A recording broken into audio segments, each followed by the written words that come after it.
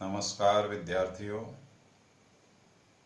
राजकीय महाविद्यालय गंगापुर सिटी के YouTube चैनल में आपका स्वागत है।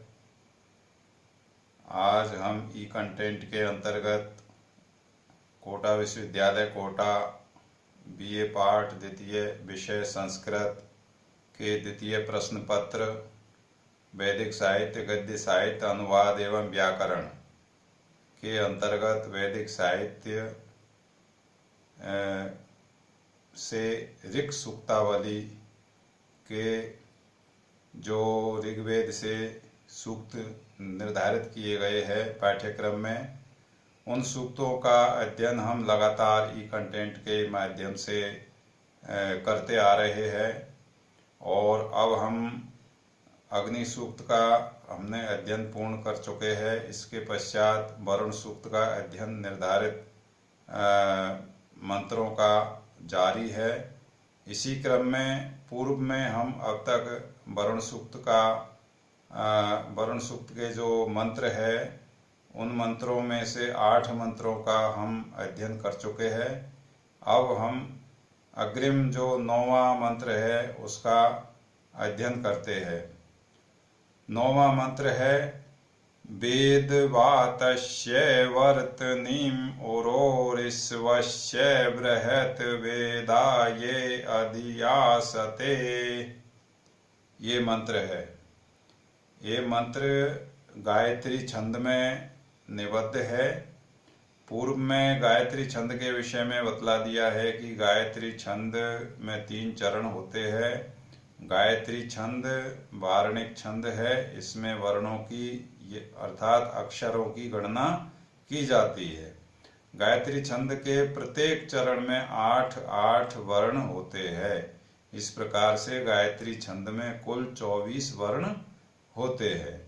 कभी कभी ऐसा होता है कि जो गायत्री छंद के जो 3 चरण है, 3 पाद है, उनमें एक एक अक्षर की कमी पड़ जाती है। जैसे कि किसी तीसरे मंत्र में 7 ही अक्षर होते हैं, तो वहाँ पर कई बार किसी स्वर को दीर्घ कर दिया जाता है या अक्षर को बढ़ा दिया जाता है, तो वो अक्षरों की पूर्ति, वर्णों की पूर्ति हो जाती है।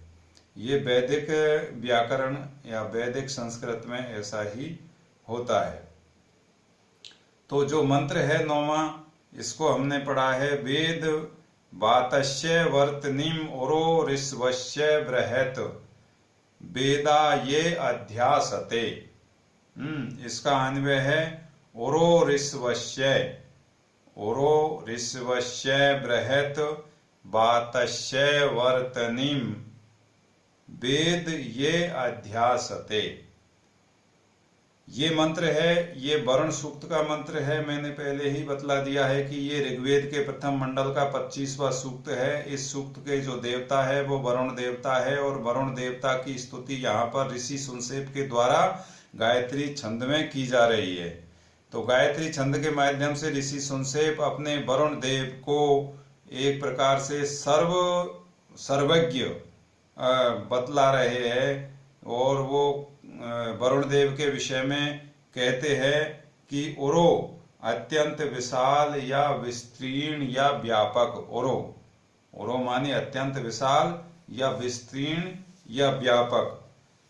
ऋष्वस्य के 2 अर्थ है। ऋष्वस्य एक तो इसका अर्थ लिया है दर्शनीय, और एक ऋष्वस्य का अर्थ लिया है सर्वत्र आने जाने वाले।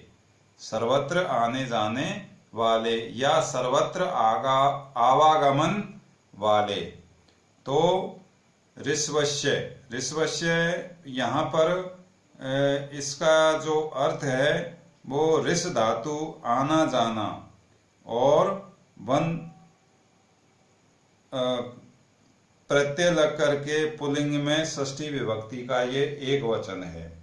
तो सर्वत्र आवागमन वाले, तो उरो अत्यंत विशाल या विस्तीर्ण, ऋष्वस्य सर्वत्र आवागमन वाले, सर्वत्र आने जाने वाले या दर्शनीय, बृहत् मानी महान, बृहत् मानी महान।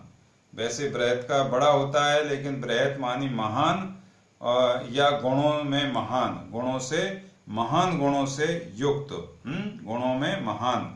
वातस्य, वातस्य वात मानी वायु, वातस्य वायु के, वातस्य यहाँ पर षष्ठी विभक्ति है, वातस्य वायु के।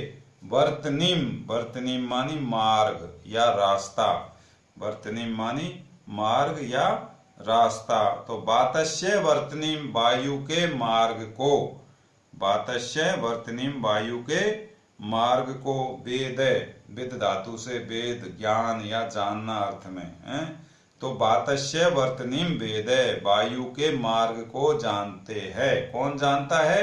वरुण देव जानता है। इस प्रकार से ऋषि सुनसेप कहते हैं।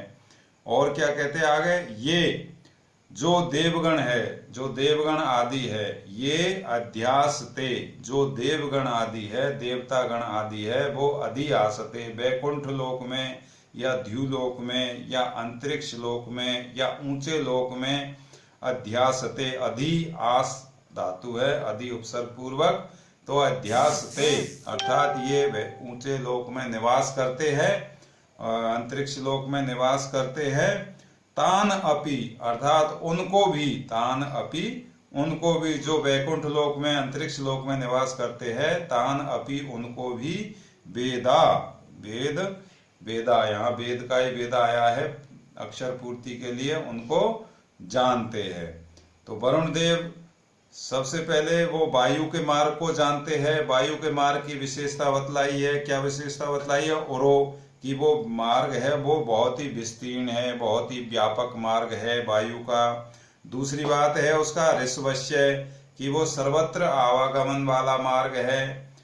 वायु इधर से उधर, उधर से इधर, किधर भी जा सकती है, तो सर्वत्र आवागमन वाला मार्ग है। तीसरी विशेषता बताई बृहत, वो बहुत ही महान है, गुणों से युक्त है। ऐसे वातस्य वर्तनीम वेद, वातस्य वायु के मार्ग को वरुण देवता जानते हैं। इसके अलावा ये अध्यास्ते, जो देवगण है वो वैकुंठ लोक में अंतरिक्ष लोक में निवास करते हैं, उनको भी वेदा, उनको भी वरुण देवता उनको भी जानते हैं।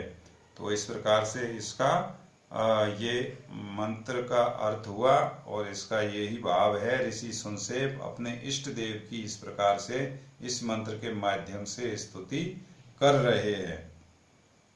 धन्यवाद। अगला मंत्र हम अगले ई कंटेंट में पढ़ेंगे।